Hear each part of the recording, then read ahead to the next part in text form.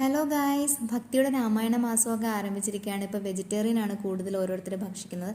അപ്പം നമുക്ക് പെട്ടെന്നൊരു മുട്ടയില്ലാതെ ഒരു ഓംലെറ്റ് ഉണ്ടാക്കിയാലോ? അതിന് വേണ്ടിയിട്ട് ഞാൻ കുറച്ച് കടലമാവ് എടുത്തു. കടലമാവിലേക്ക് ഇത്തിരി ഓവ ഇട്ടത് ഗ്യാസ് ഒന്നും വരാതിരിക്കാൻ വേണ്ടിയിട്ടാണ്. ഇത്തിരി മുളക് പൊടിയും മഞ്ഞൾ പൊടിയും ഉപ്പും ഇത്തിരി ജീരകവും പിന്നെ ആവശ്യം ഉണ്ടെങ്കിൽ ഇത്തിരി ഗരം മസാല ഇടാം, അതിൻ്റെ ടേസ്റ്റ് ഇഷ്ടപ്പെടുന്നവരാണെങ്കിൽ. മുട്ട പൊരിക്കുന്നത് പോലെ ആവശ്യമായ സവാള, ഇഞ്ചി, പച്ചമുളക്, തക്കാളി, മല്ലിയില ഇതെല്ലാം കുഞ്ഞായി അരിഞ്ഞത് അതിൽ ചേർത്ത് കുറച്ച് വെള്ളം ഒഴിച്ച്, ഒരുപാട് കുറുകി പോകാനും പാടില്ല എന്നാൽ ഒരുപാട് വെള്ളമാകാനും പാടില്ല. ആ ഒരു കൺസിസ്റ്റൻസിയിലെടുത്ത് മുട്ട പൊരിക്കുന്നത് പോലെ ഒഴിച്ച്, എന്നിട്ട് അതിൻ്റെ മുകളിലേക്ക് ഒരു ഇത്തിരി എണ്ണ ഇങ്ങനെ ഒഴിച്ചു കൊടുക്കണം. എന്നിട്ട് തീ ഒന്ന് കുറച്ച് വെച്ച് വേവിച്ചെടുക്കണം.